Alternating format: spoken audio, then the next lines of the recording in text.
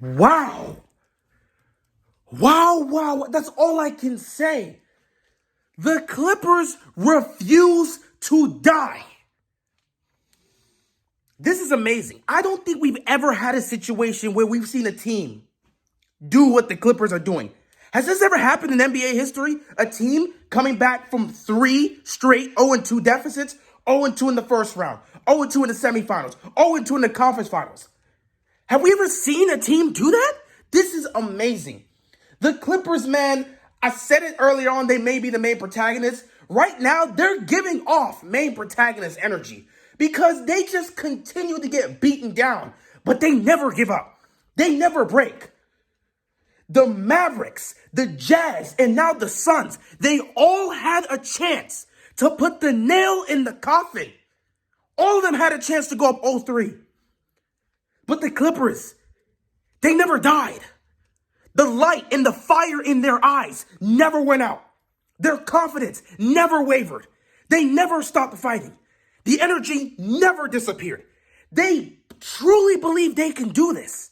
And they have yet to show a single moment in this postseason where it looks like they're done.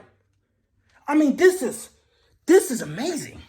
This is amazing. I really can't believe they're doing this. This is such an interesting story. Now, I'm not saying it's all over in this series. We don't know what's going to happen. I still think the Suns have a good chance to win this series, but I would not be surprised if the Clippers find a way to win this series, even without Kawhi Leonard. The Clippers, they're the most talented team left in the Western Conference. Like I said weeks ago, it will be a difficult journey. But if they play up to the talent that's on their team, they can make the NBA Finals and even win the championship. What this Clippers team is doing, man, if they find a way to go on and win the championship, it'll be one of the greatest stories we've ever seen. But you know what? This is such a Clippers thing. This postseason run for them, it just defines who they are as a franchise. They've never been at the top. They've never been at the top. They probably will never be at the top. The Lakers have always been on the top. The Clippers have been in the basement for such a long time. That's where they're used to. They're not used to being at the top. They're used to being at the basement and crawling their way up, fighting their way up to try to get some success. And that's basically been this postseason run. They can't get a lead to save their lives. They have to go down 0-2. They have to be in that moment where it's do or die. You have to play your very best or we're going home. They can't be up 1-0 or 2-0 in the series. No, they need to be down 0-2 in order to truly live up to their potential. They thrive off of that. They just find a way to keep fighting and keep surviving. They refuse to die. You have to give this team credit. You have to give Ty Lue credit. You have to give Paul George credit. Give this team all the credit because what they're doing is something truly amazing. And even though I picked the Suns to make the finals, I would not be surprised if the Clippers find a way to win this series. And honestly, if they do, would anybody be mad? This is an amazing run we're seeing. This is an amazing story we're seeing right now. It's crazy to see a team go down 0-2 time and time again, yet find a way to crawl themselves back into the series and ultimately win it. We'll see if they can pull it off again. But this story is just so fascinating to watch. Let's get into the game, man. Paul George, first half, really first quarter, he was struggling. Second half, the man started. Him and everybody started showing up. Paul George finished the game with 27 points.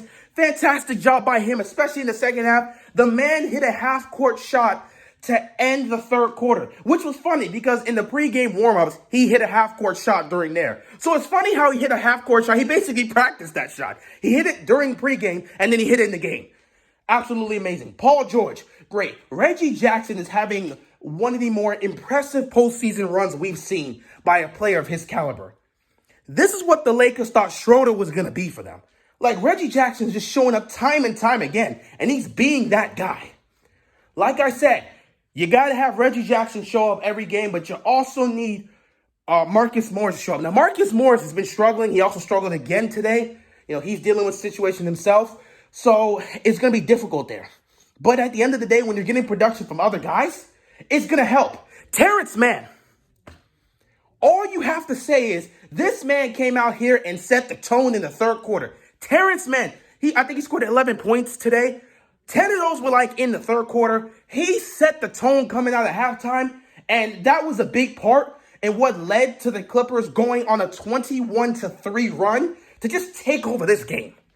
Terrence Mann, well done. He's becoming one of the most crucial pieces in this run for the Clippers. Just fantastic job by him. Zubac also had a good night as well. He was doing his thing. Patrick Beverley defensively has been absolutely frustrating Devin Booker. The Clippers as a whole has just been, today, fantastic. Playing up to their talent, living up to the expectations we expect from a unit this talented, and just refusing to die, refusing to give up. They just find ways to, I'm just amazed, man. I'm just amazed. They find ways to win in the most dire situations a team can find themselves in the postseason. They continue to do this. They don't panic. They don't waver. They just find a way to survive, and they keep surviving until they move forward. This is amazing. Now, as for Kawhi, we don't know his status moving forward. But again, if the Clippers can find a way to get to the NBA Finals, if there's a possibility for this man to come back, you might see this man come back. Because there's a good chance the Clippers could end up making the finals. Who knows what's going to happen? But yeah, he wasn't playing tonight, but he was there. He was in the arena. He was up in the booth somewhere, chilling out with his family. But yeah, it's amazing to see what this Clippers team's doing. Fantastic job by them. Man, what a story this Clipper team is. What a story. What a story. On the flip side, let's talk about the Suns. This was a rough night for them. Early on, first half, it was really, of course, just like you saw in Game 2, Game 3, you were seeing a lot of DeAndre Ayton and Cameron Payne doing their thing. And that was pretty much helping out. It was pretty much them doing what they're doing in the first half.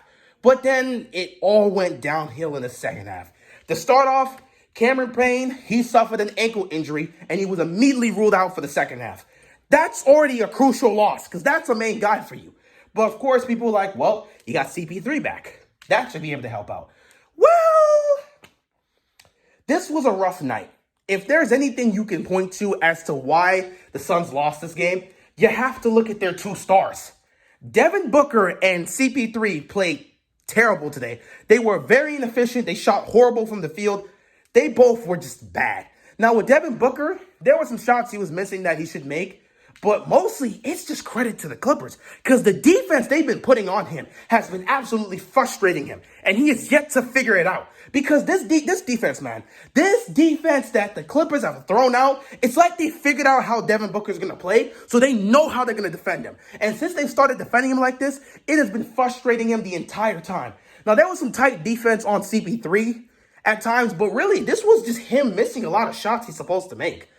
Like, just a lot of normal shots you see CP3 take. He was just missing. It just wasn't going down. Obviously, it's his first game back, so you couldn't really expect him to be great and shoot as well as he was shooting before he left. But at the end of the day, it is what it is. We'll see what happens with the Suns when they try to rebound for Game 4. But yeah, your two stars did not play well. Jay Crowder also had a rough night. He fouled out, so that didn't help out. But yeah, it was a rough night all around for the Suns.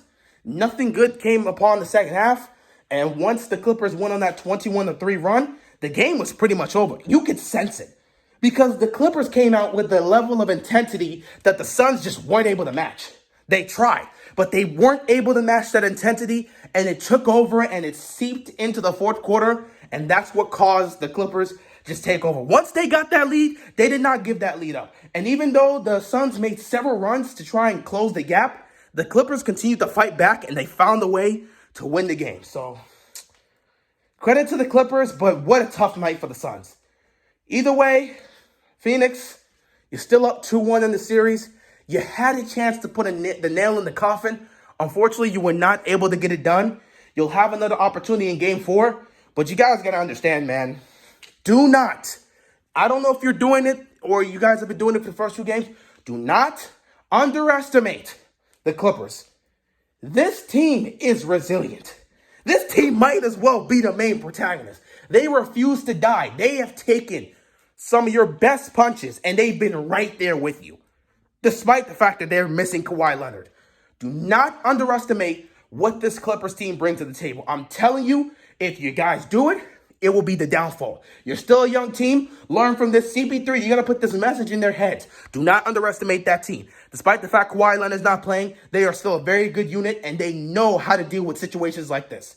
Do not underestimate them. But other than that, we'll see what happens in Game 4. Let's see if the Clippers can find a way to tie this series. That'll make this real crazy. They tie this series, man. At this point, you might as well pick the Clippers to win this series. I just don't know. But we'll see what happens, man. Once again, congratulations to the Clippers for, once again, in a do-or-die situation, showing up, doing what you need to do, and getting the win to keep your season alive. Congrats on that. Let's see if you could tie this series up in Game 4. But with that being said, that is all I got, and I'm out of here, man. Peace!